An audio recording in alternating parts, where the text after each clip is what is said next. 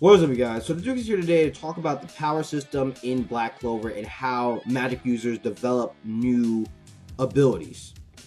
And this, to me, is the one of the biggest problems with Black Clover, this power system.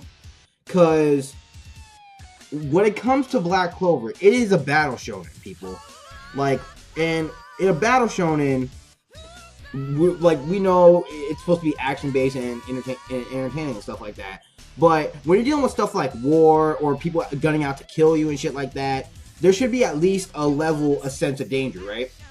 And when it comes to Black Clover, a lot of the time when there is a sense of danger, the sense of danger is immediately null voided, like due to plot convenience or plot devices.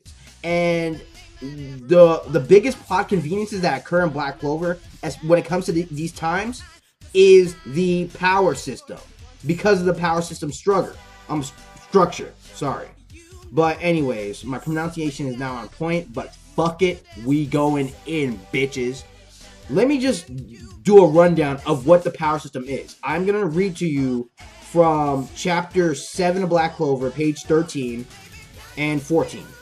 So in this page, Noelle is basically the little girl from that one village that they're in, is asking Noelle to save them and stuff like that. And all of a sudden, Noelle's grimoire flips out of her satchel, and then new words begin inscribing into it.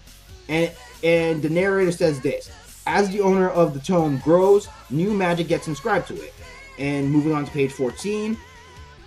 Growth counts as a master overcoming a trial and gaining greater magic power, or learning to better control what they already has in his or her arsenal. And then here's the last one, where this one is the most common way all of the major characters gain their power boost in Black Clover or gain new magic abilities. And it says this: at times, when emotions run high, or there's a change in determination, growth occurs, and then they develop new magic. And this is what happens all the time. And this quote, the "at times when emotions run high" and shit like that, that got its own a panel of its own. So yeah, but anyways, I'd much prefer, honestly, in my opinion, I prefer to see what was it again? I'd much prefer. So there you have it. That's pretty much what the power system of how So there you have it. That's pretty much how the magic users gain new magic. They can either gain it to master overcoming a trial or gaining greater magic power and gaining greater magic power, or to better control his or her arsenal. But the last one, this is where it's really shaky. Just because their emotions are running high, all of a sudden they can gain new magic powers. And this, to me, has been a problem, especially with the way it's executed. Now, I'm not saying it could be, it's a bad thing. It really just, honestly, it really just depends on how it's built up and how it's executed for different characters and stuff like that. For example, when it came to Noelle, it's actually been executed fairly well, because there were actually setups here and there, and for Noelle to gain new magic powers and stuff like that. But when it came to Vanessa, her emotions ran high, and then all of a sudden she was able to alter fate. And don't get me wrong, she was hyped up to alter fate, but mind you, there was not enough build up at all for her to even gain this magic. That's the biggest problem. There was not enough build up at all. It's just like, oh, my emotions are running high, and then all of a sudden I'm a douchey up, and then I gain the power to alter fucking fate. Like, what the fuck? So yeah, that's the shit I'm talking about. And this, to me, is just a big problem, because Tabata Yuki can just use this to get away with a lot of shit, and it really takes away from the battle itself. It really does. With that being said, there's also the other thing with the magic theory, that we learned about during the Weird Brothers arc. And basically, when it comes to that, I think it ties into the final piece. Where was it again? Page 14. Like the last one. There's a change where there's like a change in determination, like, and growth occurs and stuff like that. Like, I think that ties into the whole magic theory, because when it comes to the magic theory, it seems like it's more so the person's mindset.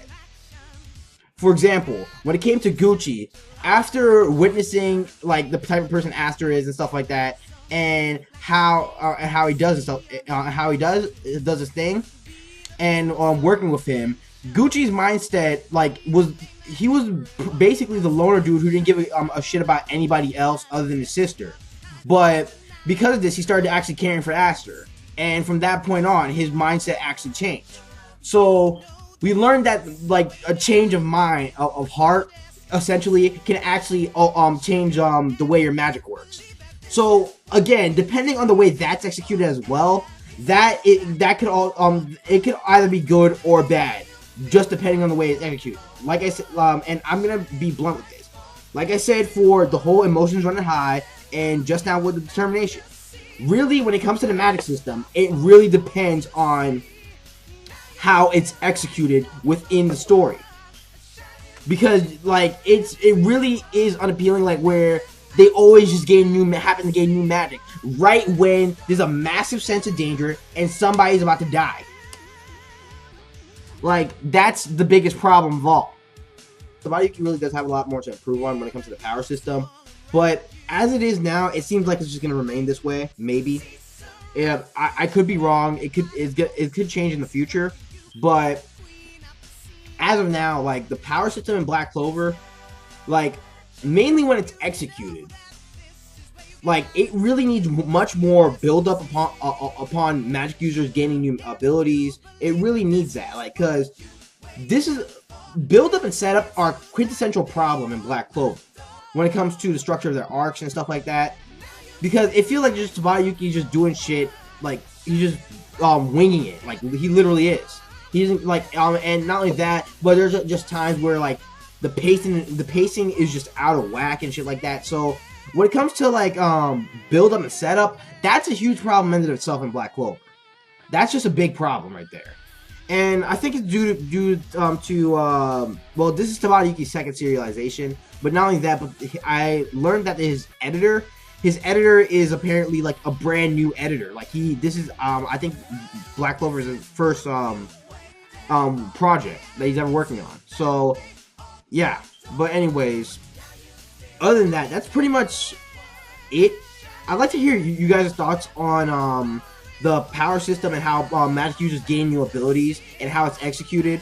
Like, are you guys like fine with it? Do you guys think it should have room for improvement? Do you guys think there should be more setup, more build up to a magic user gaining gaining newer abilities?